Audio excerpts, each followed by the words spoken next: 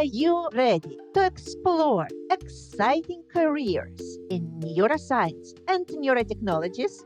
Then join me, your podcast host, Dr. Milena Krastenskaya, or simply Dr. K, and my amazing guests on the Neurocareers Doing the Impossible podcast. Discover what it takes to turn the impossible into reality. Tune in now to a thrilling episode number 53. Dear Neurocareers podcast listeners, welcome to our new podcast. And today we have a remarkable guest, Professor Pierre-Majorique, a researcher, inventor, and entrepreneur who is pushing the boundaries of what is possible in user experience. Pierre-Majorique's work seeks to improve the way we interact with technology by analyzing biophysiological data generated during human IT interactions, leading to a better user experience. His partnerships with a number of companies and involvement with several startups make him a true innovator.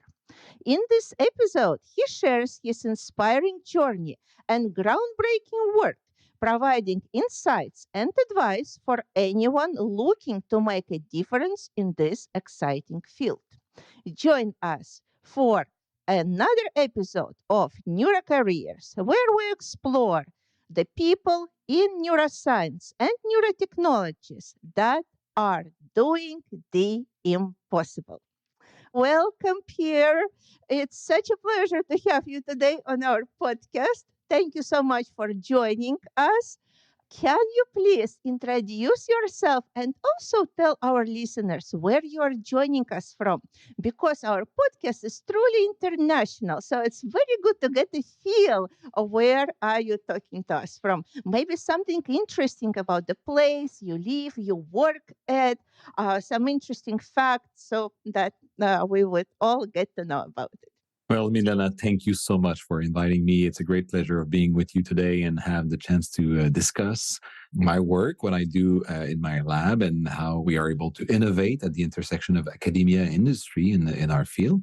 So first of all, a little bit about me. So my name is Pierre-Majorique. I'm a professor at HEC Montreal. So HEC Montreal is the largest French-speaking business school in North America. It's the oldest one. Montreal is in Quebec, Canada. My lab, I have one of the largest lab in the field. It's a lab where we have 8 data collection rooms to conduct research at the intersection of user experience and neuroscience. Maybe a fun fact about the Montreal. Well, it's we are now recording. It's early spring, but we still have a lot of snow. So the temperature is getting warmer, but it's still 0 degree today in Montreal. Thank you so much for this beautiful introduction. And of course, it's fascinating what you do working at this intersection between neuroscience and user experience. Can you tell our listeners how did you get into this field? What was your journey like getting to this type of work that you do? So as a background, I have a PhD in industrial engineering from École Polytechnique of Montreal. So it's an engineering school. So as a background, the field that I'm really a researcher in is not neuroscience. I'm in the field of human-computer interactions. And the field of human interaction, or sometimes, it can be referred as human factors, is really the human factors in engineering, right? How can you design and develop technology with the user in mind, a human-centered approach at developing technologies in a way that a user will want to use and reuse the technology. And this field has been there for decades, it's been since World War II, a major field of engineering, from ergonomics to cognitive ergonomics of developing interface and software. So my main interest in research is about digital technologies and services. This field is really interested by, broad range type of user, from citizens to employee to customers, anyone, in today's world have to interact with some form of digital interface to have access to product and services. So as a background, I come from engineering and I'm now a business professor at HEC Montreal. So when I graduated from my PhD back 20 years ago, I had the opportunity of bringing my expertise into more business context. So in business schools, you'll have these Department of Information Technologies. So typically you have the Management Information System is the common word. I'm now a professor of MIS in many ways, but with a different background than many professor trained in business. My training is about bringing this knowledge of designing technology that can be used. Ease of use, is the main angle. So I've been at HEC Montreal since 20 years. And over the years, I was able to create with colleagues this research environment that we have. The name of the lab is called Tech Tree Lab. And Tech Tree Lab is really about, it's a usability lab where we are interested by measuring how people experience technology with the objective of enabling designer of technology to understand how to best improve the technology in a way that it's more usable. So we created this lab. It's about 10 years old. And the unique aspect of our lab, and this is, I think, what brings me into this podcast, is the fact that we are uniquely using neuroscience as one of our methods, right? So typically, ergonomics and HCI relies on behavioral and perceptual measurement, interviews, qualitative research when we're conducting research. Our end goal has been for the past 10 years of leveraging methods and tools from neuroscience and neuropsychology into our field as a mean to measure the cognitive and emotional experience of users while they are using the technology, so that we have a better temporal resolution about when people experience, let's say, not optimal experiences, so that we can understand when and therefore better understand the why. What do we need to modify and change so that this experience would be more optimal, right? So neuroscience has been for us a unique set of tools that enable kind of opening the black box of the users and thereof being able to answer questions that had not been answered before. So that's the introduction. That's why that's where I'm coming from and why I think I'm here today in this podcast. Yes, absolutely. And we always at the beginning of the podcast go a little bit down the memory lane into the past of our guests, Yep. asking, when you were growing up, whom did you want to be? What did you want to do? Is it somehow related to the things you're doing right now and in engineering and user experience and combining this with neuroscience? Do you see any connection between? It's an interesting question. I don't think I have a specific answer, but to share with you that in college and university, I had a broad range of interests from both the scientific and the business side, centered on innovation and problem solving has been, let's say, my interest. And I'm someone broadly interested by a lot of scientific field. In college, I remember I had like this program where we could try to postpone some of the decision we tend to make too soon, often in life, about going either in social science or in applied science. And in college, I had like done all my bio prerequisite that I could have gone into a program in science at university or in economics. So early on, I liked this multidisciplinary, looking at things from different perspectives, using several body of literature to address a problem. So, as I progressed into my graduate studies, being able to find ways where you can study it and to feel a degree, but reaching out into other communities and being able to innovate at the intersection of fields, right? If you look back into a lot of key innovation historically for the past 100 years, you'll see, for example, a lot of Nobel Prizes are actually at the intersection of domains, right?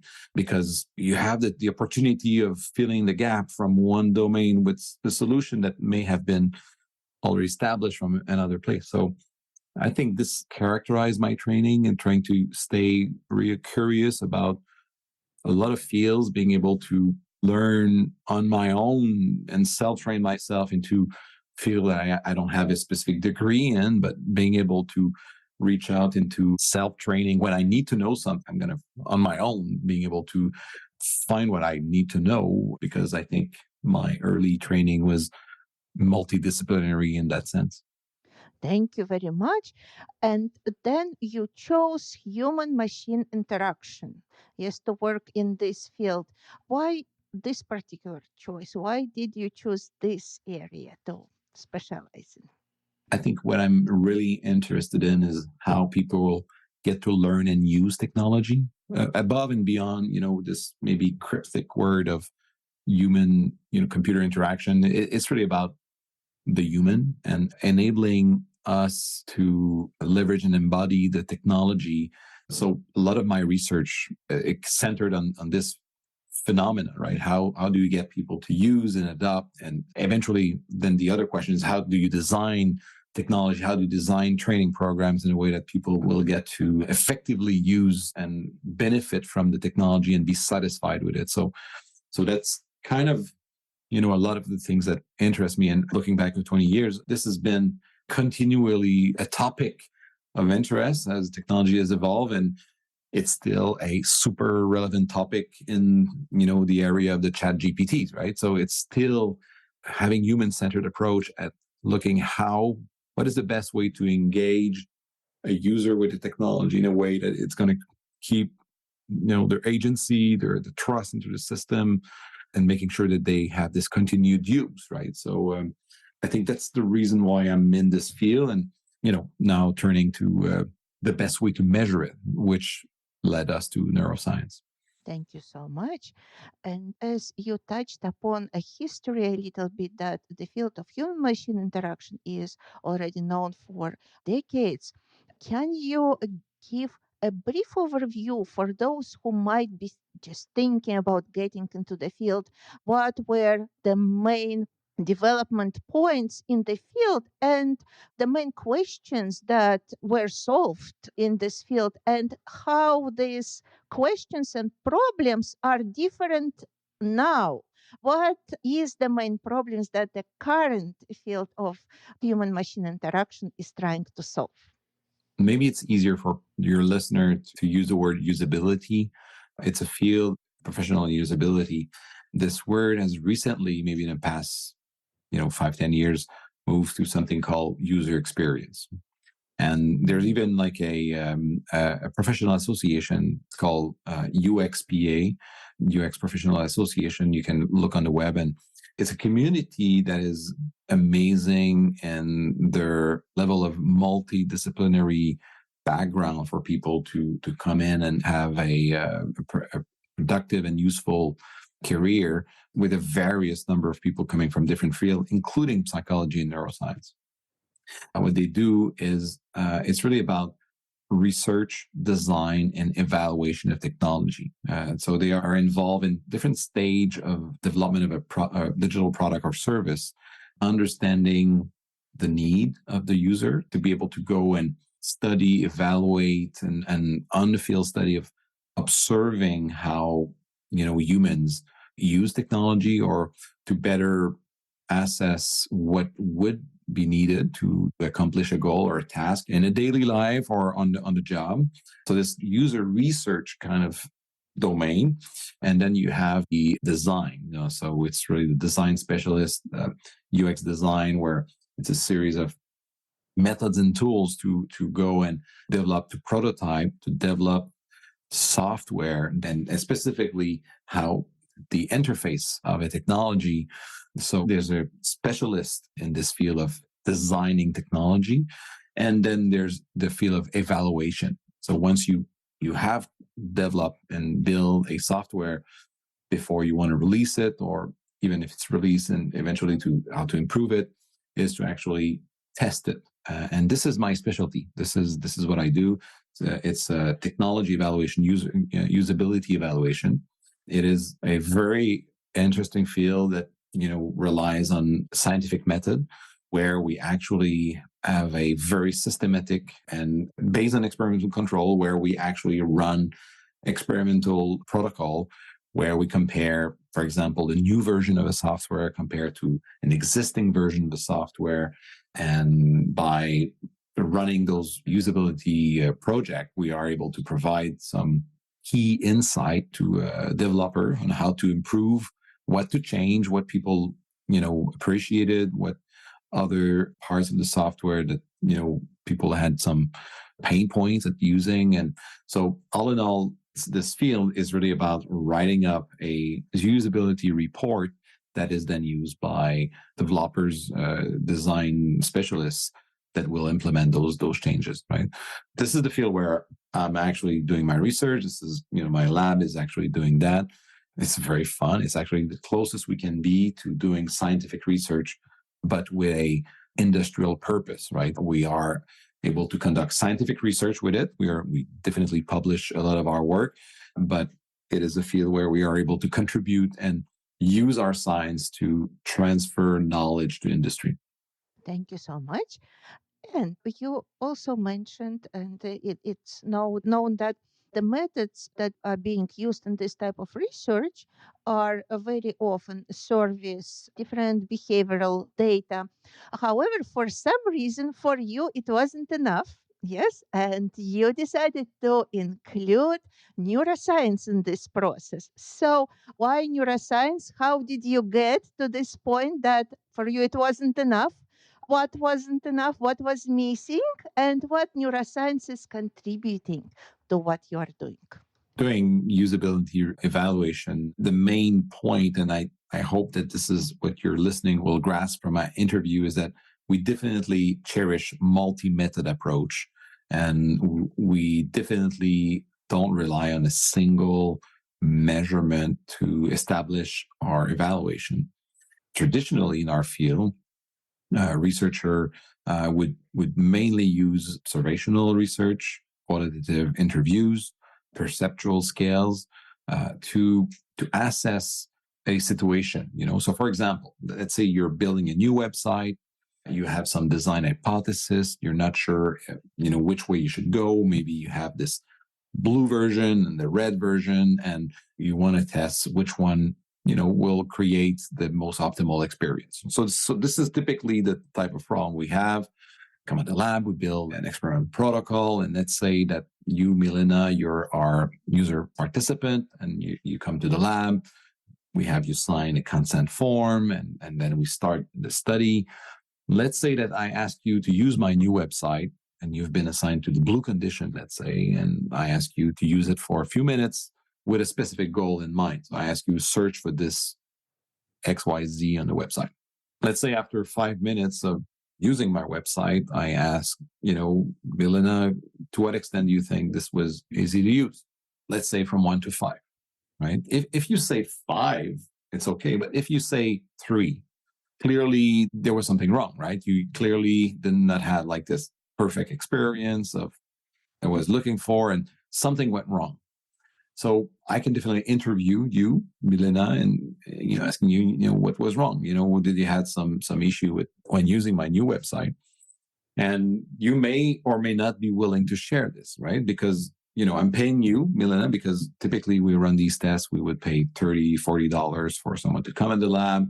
And maybe there's a bias of social desirability. You may not want to tell me that my website is actually really not good, so you may have a strong opinion about this, but you may not want to share that with me. But I know it's medium, right? As I know it's a 3 out of 5. So I could continue and interview you, try to observe how, maybe behaviorally you use my website. So, maybe the website was difficult to use at the beginning and you struggle a little bit and then it became easier or maybe the other way around, right? The one thing I don't know is when the website was not optimal, right? I know there's something wrong. I know you definitely had some, unoptimal experiences with it, but I'm not able as a UX researcher to understand the when and what creates this on the screen. So the alternative that our lab and our research group has been using for the past 10 years with a lot of success is to triangulate a lot of our research with biophysiological data that we're able to capture during the interaction of the website. So, for example, if you, Milena, you would be our test participant, we could use eye tracking, so we could, in addition to all the other measure, I could measure with precision your gaze on the website and to understand, what part of the website capture attention, what you've read, maybe what you have not looked at. Sometimes we design a website with this idea that people are super rational in using them, and they would read line by line and will look at everything. But this is not the case. People are just using this in a very erratic way and trying to understand the heuristic of how people are actually consuming the information on the page is really interesting.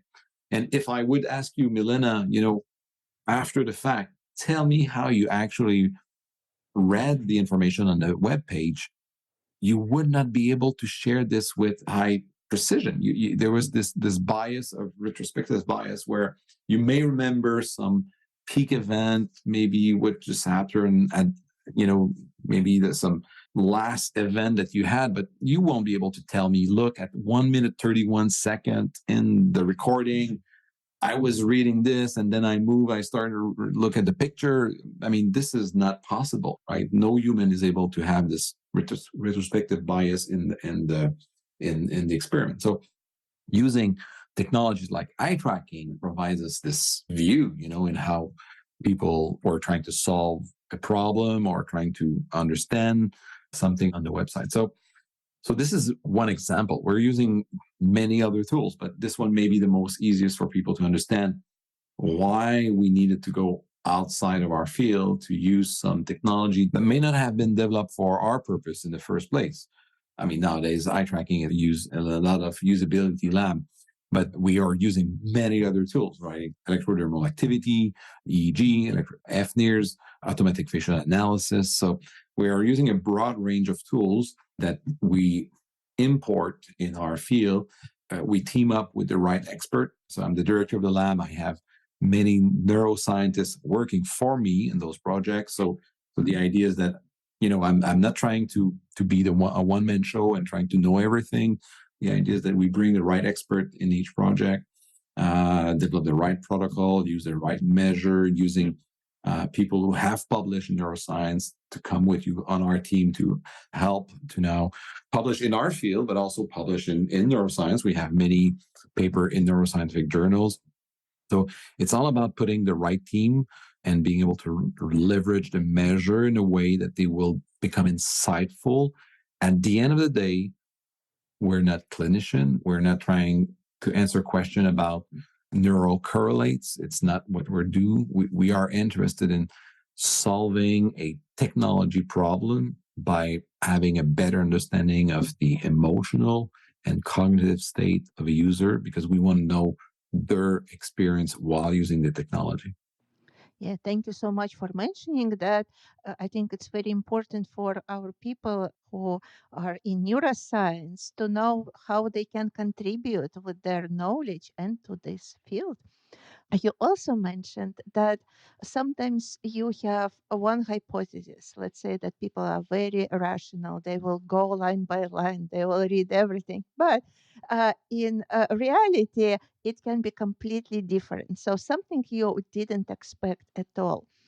So through all your experience working in the field, what was the most unexpected thing that you learned about how people interact with technology?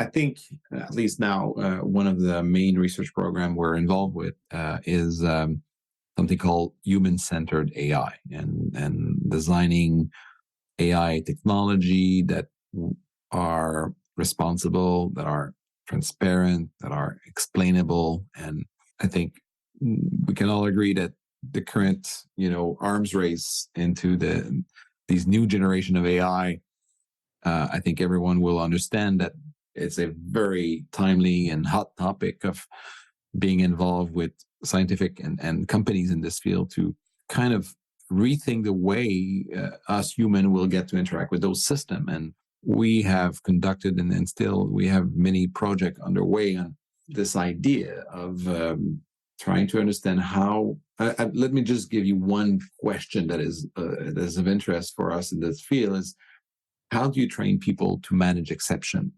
If in the first place you get hired in a company where you get to work in a very automated environment, right, where AI is omnipresent and AI gets to be highly involved in easy tasks, or even more complex, but let's say entry level tasks, right? If in many profession, what you get to do when you enter a field is you get to work on these low level, sometimes boring, but very important tasks. Think of accountants, for example, right? To become an accountant, you'll have some key roles as interns or low level auditing to participate in the audit of a company. The auditing means something super boring of looking at invoice and bills and making sure that companies, they accounted properly, and auditors, they go, they go in companies and make these verification. Well, what happens in a world where I would have a really good AI to do that, and I may not need the junior accountant to be part, but I still need mid-level and senior level accountant here. And what happens if you don't get the chance to actually train yourself and prove yourself as a young novice in the field because AI has become so prevalent? You'll have the same with lawyers, right? There's more and more of these techniques that can be applied to detect errors in contracts, right? So when you rely on these automation, and it used to be a time that automation was a blue collar type of thing, it was, we were talking about industries and shop floors and companies. But now we're talking about highly skilled professional knowledge worker that their task is growingly become automated by these new upcoming system. And for companies and for, these are super interesting new technology that will lead for a massive improvement in productivity. So those technology will come to a time that they will be implemented and used in business processes and companies. So coming back to the question, how do you train people to manage an exception? Well, you first need to understand what does it mean when someone is attending to a task and just ask to be the human in the loop, right? That means that you're there to manage. If something goes wrong, you're in charge of taking over, right? And taking over is like, when you are asked to do a very long and boring task. But then if I tell you, if you need to take over, you have like a few seconds, right? You need to be cognitively ready to take over the technology. So when, there's an exception, you'll be ready, right? So we ran a few studies on this topic, and we had the chance to collaborate with some key mentor from NASA, Dr. Alan Pope, which is an important pioneer in bridging the gap between neuroscience and HCI. His work has been in developing some engagement index using EEG with pilots and astronauts at NASA. And so we had the chance to have mentorship from him in our program and trying to see how can we help workers in business process that are in a situation where it's highly automated. We're asking them to be vigilant in the task because they can detect the exception. And then, but asking them to do that over like a 1 hour or 2 hour period, right? So I like to talk about this project as the task was the equivalent of watching the temperature of water, right? And let me know when, temperature increase. So something extremely boring, and looking at how can we engage and keep people vigilant enough to be cognitively ready when they need to be involved. So in that technique, we're using EEG into a cybernetic loop where you actually use neuroadaptive technology, and we're presenting to the user a live and ongoing feedback of their cognitive level of engagement via a color. That we're changing the color of the screen, right? So they have to engage in the task, but we're sending them some form of feedback loop of their engagement level as a mean to keep them mindful of their level of attention. And when we do that, it really works, right? So this is an example of HCAI, right? How can we keep the human in the loop where we have this very powerful technology, but we still need to augment the human in a way to maintain sustained attention for a period of time where they can achieve what we expect from them to detect error. And we published this. Well, actually, this project was published in two journals. Frontier and Neuroscience was the actual neuroscientific paper was published there, but we also got the chance to publish the architecture of this in a journal called Business Information and Software Engineering, BISE, where the actual designing the system, how we got to be able to put together the system was published in another article. So if your listener want to see the type of research and maybe also this, the fact that we, even if we're very close to industry, we get to publish a lot of our work in top journals relevant to the scientific community. Yeah, thank you so much. And in general, as you already mentioned, there is a lot of work that is going in terms of AI and also improving user experience. What are the main problems that are currently being solved in this domain? Even that chat GPT that you mentioned today. Look, it's really about providing a point of view that could not be achieved without this implicit measurement of the cognitive and emotional reaction of the user. It's called triangulation, right? We definitely need to understand the perception and behavior of the user, but the idea is to augment this perspective and enrich this perspective using a neuroscientific measure that would provide a better sense of the emotional and cognitive. What problem can we solve? There's so many problems we're able to solve, and to do that, I cannot sit in my office and think of what should be an interesting problem to solve. Right? I think as a scientist, my responsibility is to make sure that my science can really help industry. And what I like the most is that someone from industry comes to my lab and say, "We have this problem. We need to solve it." Right?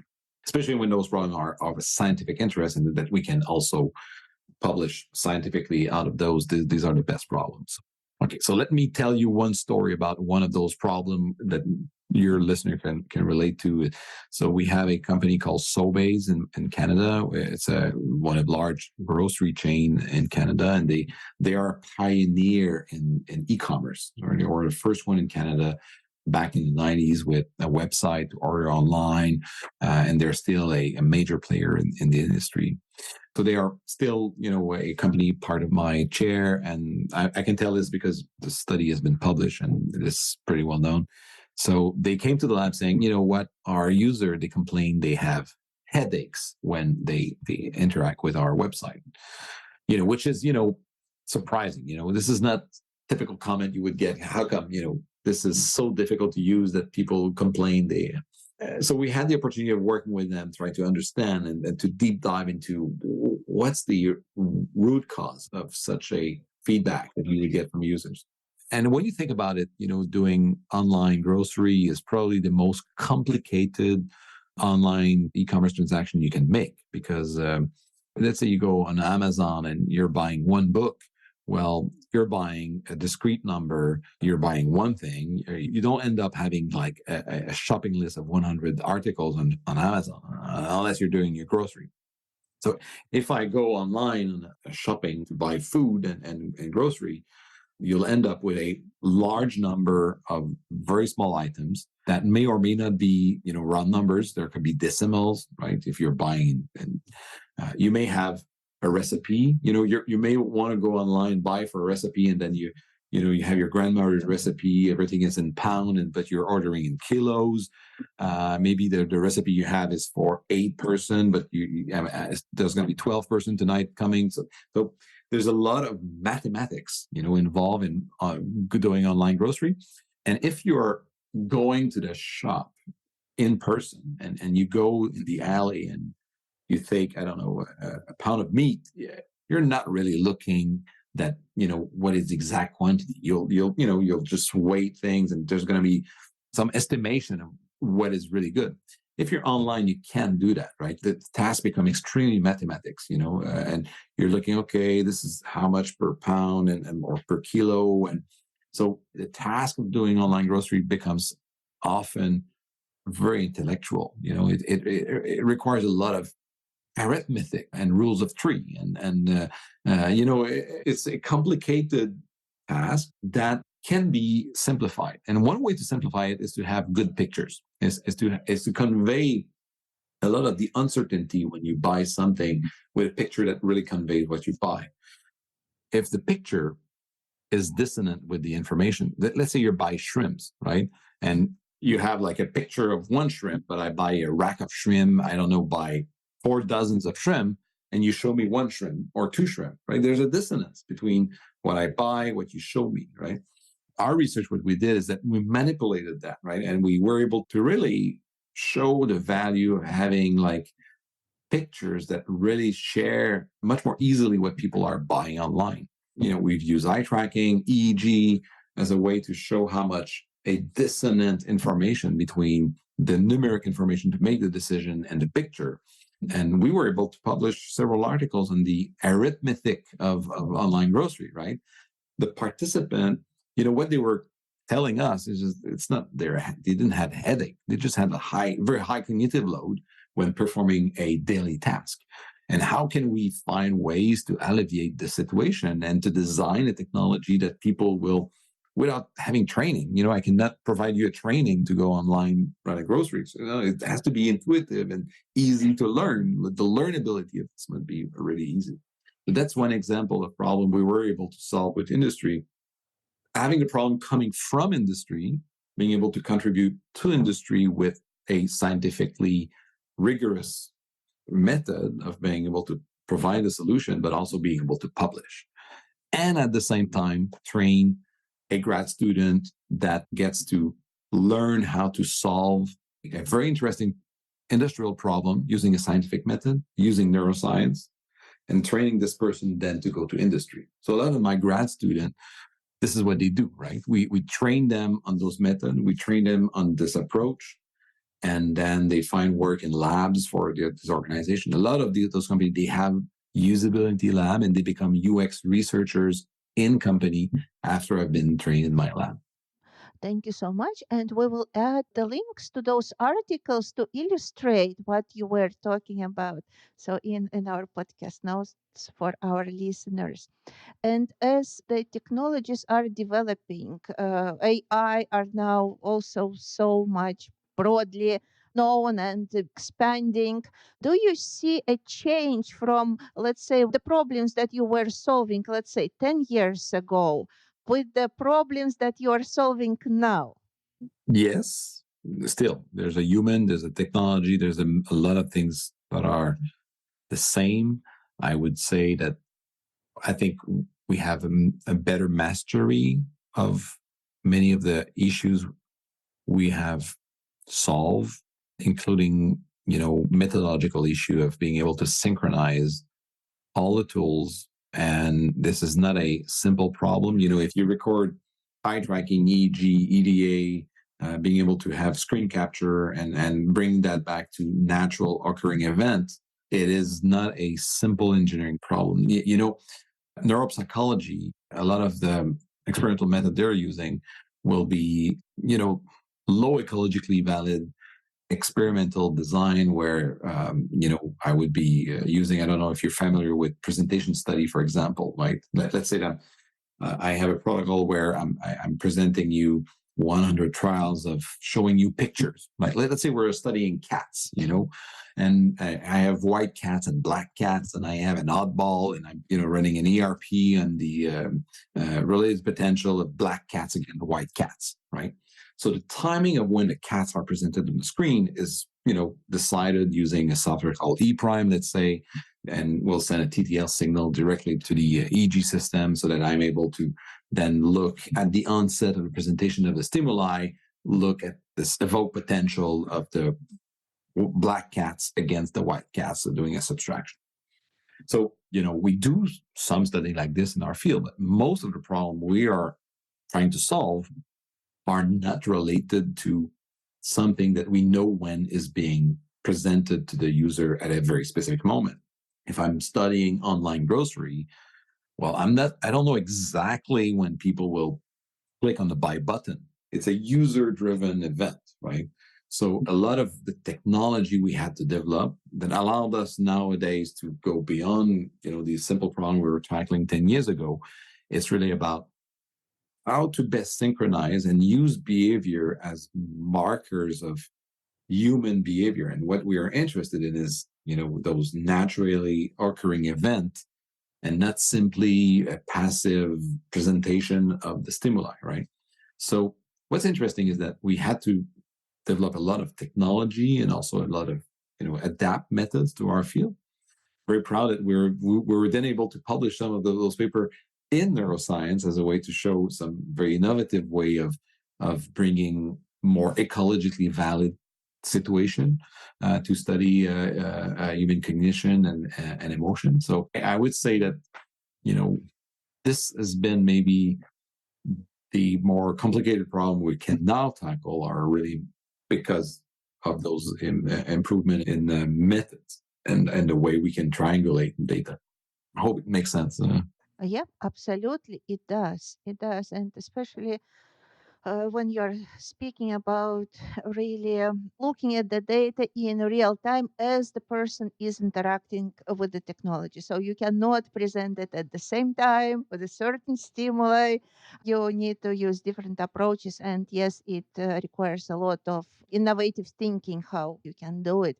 And with that also probably come some requirements to people who are working with you, who are working on your team, the same graduate students.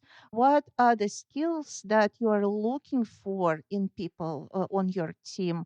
Apart from, let's say, neuroscience, what else should they know in order to be able to work with you?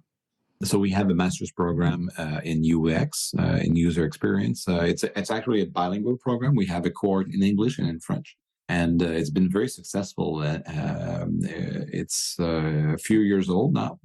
We have many people coming from neuroscience. It's a field where there's so many people in neuroscience, and not everyone gets to go at the master or PhD. And if you do an undergrad in neuroscience, at some point you may want to wonder, what can I do with this as a living, and we like to go and recruit a lot of those students. They're bright students. They know the human cognition. And what I like to tell them is that, it's much more difficult for anyone to learn about the human than to learn about the technology. If you've been able to, do an undergrad in neuroscience, what you now know about how human condition works, you can really bring this knowledge into helping people to build technology for humans, right?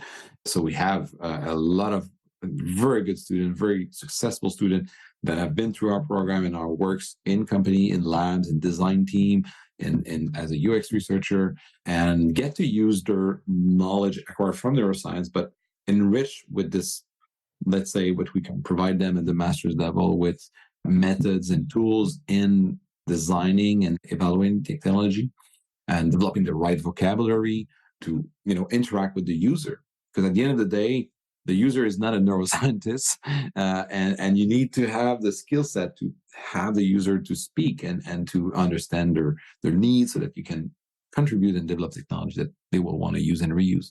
So we have a lot of those students coming from neuroscience. We have a lot of coming also from psychology, again with the same logic of there's a lot of people in undergrad in psychology. Not everyone gets to go to master's and PhD. If you have an undergrad in psychology and you like working with people, there's a place for you in user experience. If you go and take a look at UXPA, so uxpa.org online, they have a annual salary report.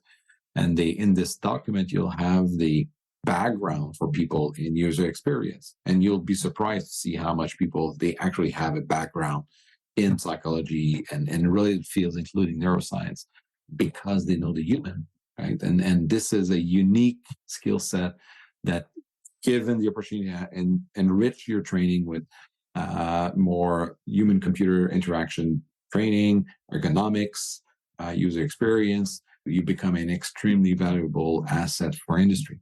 Thank you so much. And actually, this is one of the questions that comes from our listeners. What are potential job opportunities in this field? So you mentioned industry. Maybe you can provide some examples, even maybe some graduate students that got some employment, some opportunities to work in certain companies, and how they're doing, what do they do. Maybe you can share that as well. So our students coming from our program and working in the lab, they go in industry with, in professional in the field of user experience, doing different roles. But the one that is the more closer to those trained in neuroscience and psychology is the UX researcher, which is a title that you'll see, in many organizations. Large organizations, they sometimes have labs, usability labs. A lot of banks have their own usability labs. So they need researcher to run the labs and run the studies. And so that's one. There's in my chair, we partner with many organizations, one of which is Deloitte Digital. They have labs all over the world to run usability tests. So we have some graduates from neuroscience trained in our place that now works in places like Deloitte. So I hope that listening to this, some of your listener will see that there's a world out there for people that really cherish the training in neuroscience, very, a scientific, very rigorous training oriented on tools that speaks to many industry. You need to be open for this playing at the intersection of many fields where sometimes you need to make compromise on, neuroscience is built on solid and very strict, research protocol when you run studies. And we are here in real life and in vivo and in ecologically valid environments. So we need to make sometimes compromise in the way we collect and analyze the data. In other words, there's a lot of noise, in the signal to noise ratio, there's a lot of noise. The signal is weak, but we need to figure out ways we can reduce noise, improve the signal, and find ways we can use this information alongside with many other information, right? The idea is not to only rely on neuroscience, but rely on many other pieces of evidence to make recommendations. So people interested in reaching out, interested by this notion of multidisciplinary contribution and interacting with other discipline, engineering, software development, people in marketing, and play in multidisciplinary teams. Yeah, thank you so much. Those are wonderful examples. And I think there is a general trend of technology now being used in the real world situations. And companies are working on equipment that are less sensitive to noise. So this area is also growing. So now we can expect to have more possibilities to do this type of research and studies. Maybe then I will ask you the main question of our podcast. It's about doing the impossible. What did you think was impossible in your work and it became possible? How did you do that? And what is your suggestion to our listeners of how to do the impossible? It's an interesting question. Maybe what may seem at the onset is that collaborating between academia and industry is not easy, right? It's years of work. So I have a lot of experience in doing that. And at first, reaching out to industry to ask their problem, we academics, this is not the tradition, this is not, research gap. They come from literature review and from, being at the forefront and knowing what you think is the problem to solve, right? May seem, maybe naive, but my objective was to create this environment where we can have industry and academics to contribute to use science to be able to solve industrial problem. And it really worked, right? I'm still looking back at what we do, very surprised how much trust in the scientific method and the type of research we're doing here, with different companies that we work with, provide us with extremely valuable point of view into science that I would say that few colleagues here at the university, I don't think scientists are leveraging enough these insights by creating this climate of multidisciplinary collaboration with industry. And sometimes maybe it's in the way we speak. Industry and entrepreneurs and coming to your lab will not speak your language, your scientific language. And being able to sit with them and understand and listening to their issue and try to translate this problem into your own language. And I never thought it would be impossible to do that, but looking back, if you were to tell me that we have like this multi-million-dollar research program with industry, maybe I would not have believed that we would have been able to do that.